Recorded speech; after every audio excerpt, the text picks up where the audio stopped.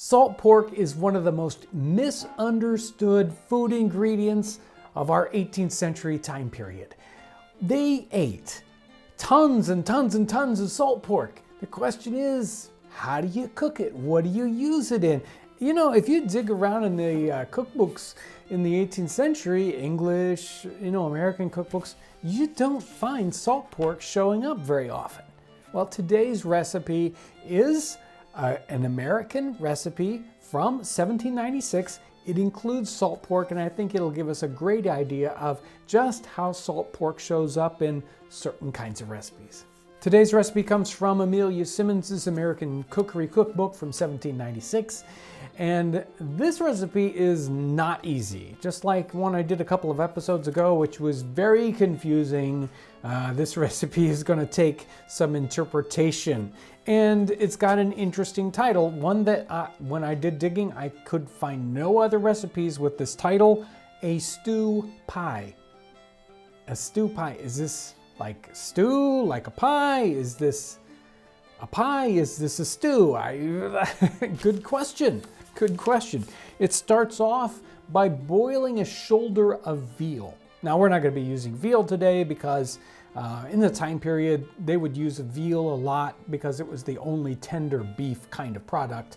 Our beef is very tender. There's no reason to use veal in this circumstance. Luckily, though, it does say boil a shoulder of veal. So it's actually giving us an amount. We have our shoulder of veal. We salt and pepper it, and we put some butter in there, and then it has slices of raw salt pork. Notice they bother to tell us, you don't need to cook this salt pork ahead of time. You already cooked the veal. We're gonna be using raw salt pork, and in this, we're making a layer of meat, a layer of biscuit, a layer of meat again. We're covering the pot up close, and we are stewing it half an hour or so. In 3 quarts of water. So even in this recipe, we don't even know what this is. She doesn't tell us exactly what she means by the cooking method here and what it should look like when it's done. So our first step in this recipe is to get our beef boiling. I'm gonna do that right now. She implies boiling it whole. In this case, and with this piece of beef, I'm gonna cut it up and boil it. It'll boil a little faster that way.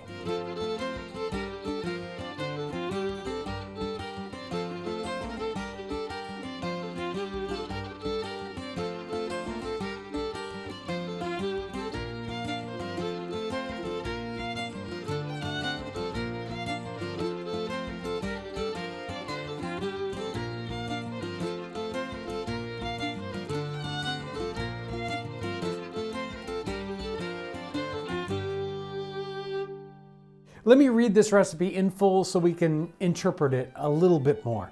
A stew pie. Boil a shoulder of veal and cut up, salt and pepper and butter 1/2 pound, and slices of raw salt pork. Make a layer of meat and a layer of biscuit or biscuit dough into the pot, cover close, stew half an hour in 3 quarts of water. The recipe right after this is a sea pie.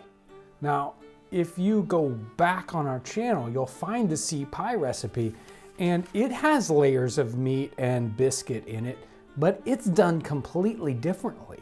This sea pie, you like build up in a pan and you seal it and then you boil the whole pan. This, I don't think is that at all. I think this is like we would think of a stew that has biscuit dough in it. That's all that it is.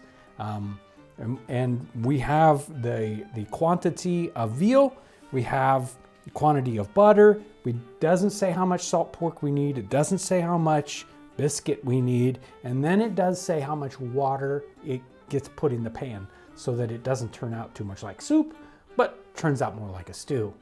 While our meat is boiling, we need to work on sort of another component here, and that is the biscuit dough. It either calls for already cooked biscuit, which I'm not sure exactly what it would be like, or biscuit dough. And we do have a biscuit recipe in here, which again is kind of rare. This is the first American cookbook, and biscuits don't show up like this in other cookeries. So it gives us an idea of biscuits. The biscuit recipe is pretty simple. A pound of flour, 1 ounce of butter, 1 egg, wet with milk, break while oven is heating, and in the same proportion.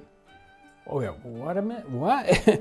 Okay, let me try this again. We have flour, we have butter, we have an egg, and we have milk. Okay, that seems like a very simple dough, and it doesn't have any leavening.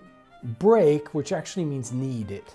So you knead this while your oven is getting up to heat. And in the 18th century, you're heating with a brick oven that takes maybe hours to heat up. Instead of, today's ovens, you just set a knob. Nope, not anything like that. So you're kneading this, and then I'm not sure what this whole second section is, or this last little phrase, and in the same proportion.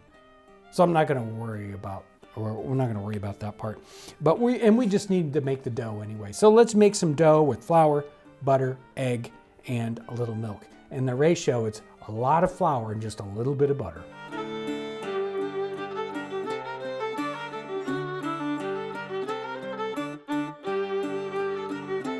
This recipe has eggs. This is the first time we have used eggs from the chickens on the homestead. These are homestead eggs ready to use in the recipe. We're going to use one of these in our biscuit.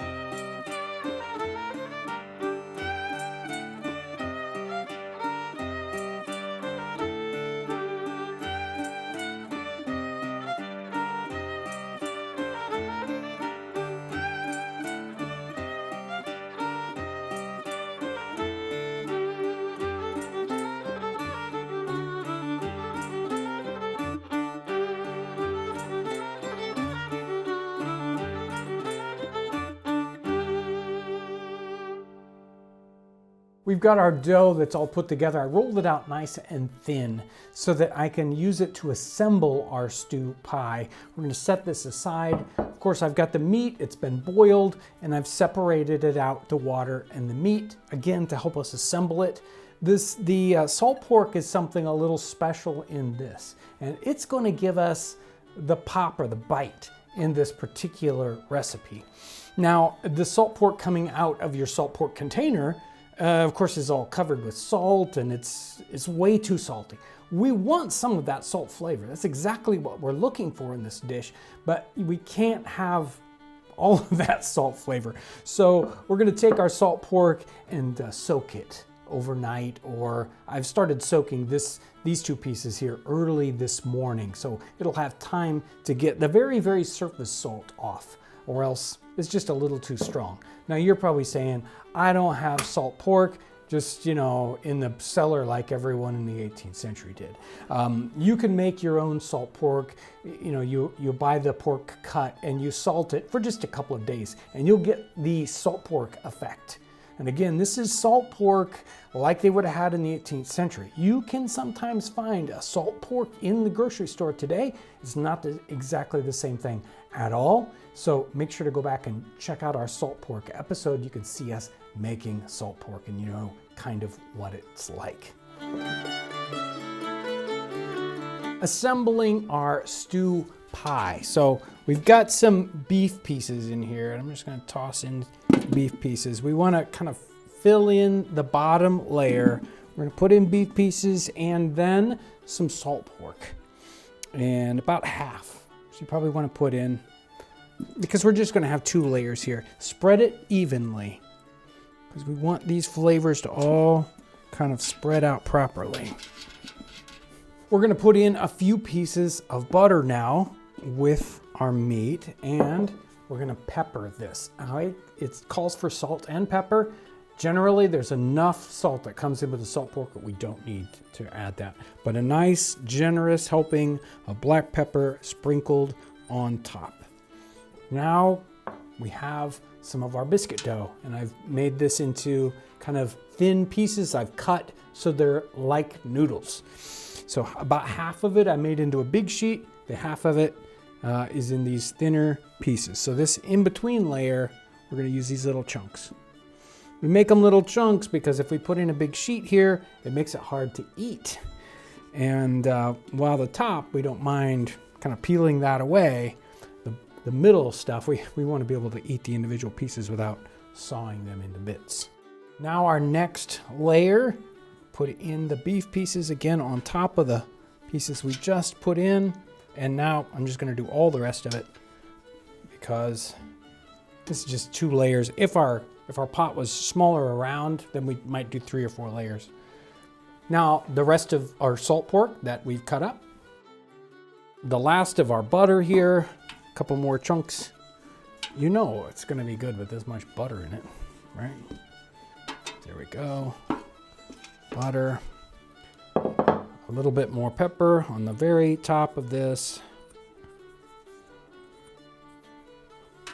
It does call for stewing this in the water. That's why I saved back what I boiled the beef in. I didn't want to lose any of those flavors. She doesn't call for this step specifically, but I've got almost the perfect ratio here. This is about a 1/3 recipe. She calls for 3 quarts. We've got 1 quart of this beef broth that we're gonna pour in at this point, and then our last step.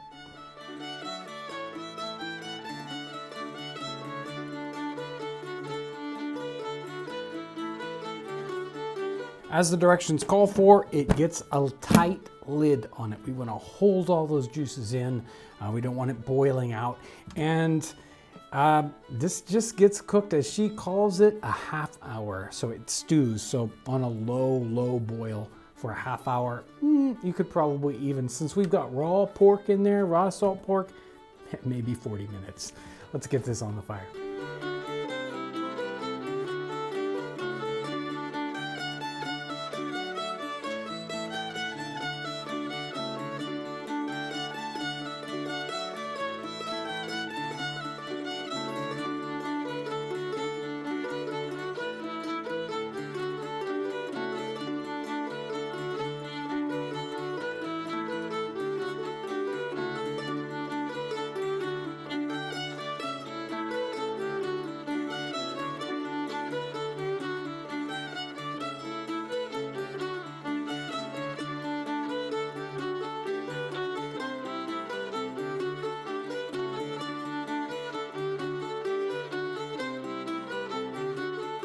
Our stew pie is done, and it turned out like I expected, although it's really hard. It's got salt pork and it's got beef in here, but you can't tell the difference, at least by looking at it, right?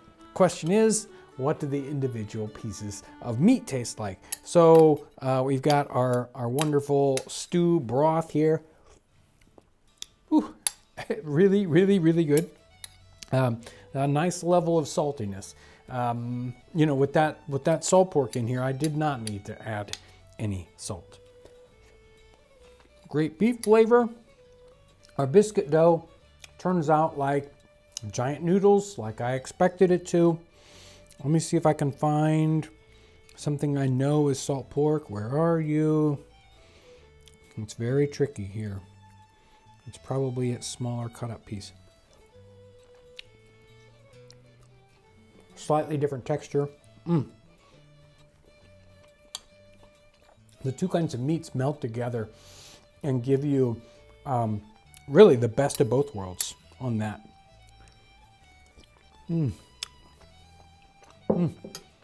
So very good.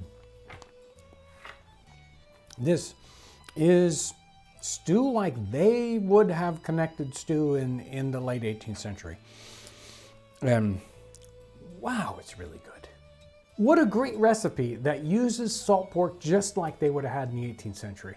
And so much better than I expected. I mean, you know, stew, but this turned out great. So I want to try this one again.